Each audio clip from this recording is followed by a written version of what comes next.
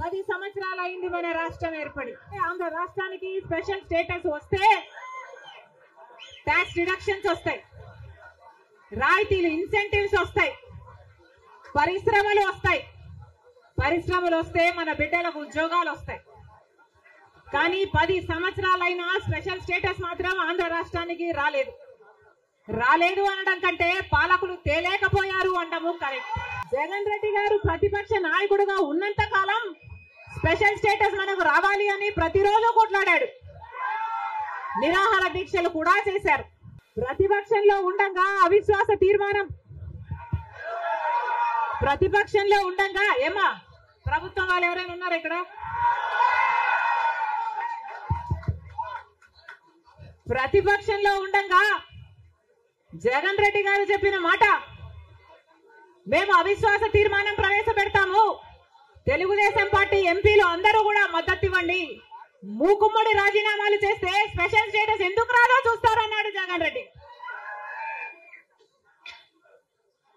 ఆఖరికి జగన్ రెడ్డి గారు ముఖ్యమంత్రి అయిన తర్వాత ఒక్కసారైనా ఒక్కటైనా నిజమైన ఉద్యమం చేశాడా స్పెషల్ స్టేటస్ కోసం?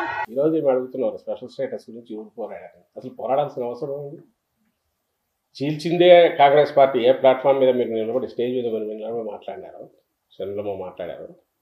ఈరోజు అధ్యక్ష పదవి తీసుకుంటూ ఆ పార్టీనే కదా మొత్తం అన్యాయం చేసింది. ఆ రోజు ఆ పార్టీ అక్కడ ఉన్నప్పుడు ఇదే చంద్రబాబు నాయుడు ఎండార్స్ చేశాక స్పెషల్ స్టేటస్ అనేది ఇవ్వాలనుకుంటే చట్టంలో ఎందుకు పెట్టలేదు? ఆ రోజు చట్టంలో పెట్టి ఉంటే ఇది కాక రాజధానికి సంబంధించినంత వరకు లిబరల్గా బడ్జెటరీ సపోర్ట్ ఇస్తామని సెంటర్ నుంచి అది కూడా చట్టంలో పెట్టి ఉంటే తర్వాత పరిస్థితి ఇష్టెందుకు తయారవుతుంది? ఒక్కసారి తాను చేసిన తప్పు తాను ఎక్స్ప్లెనేషన్ ఇవ్వాల్సింది పోవచ్చు ఆ పార్టీ. దానికి మూల్యం చెల్లించింది, అందుకే అడ్రస్ లేకుండా పోయింది. ఈరోజు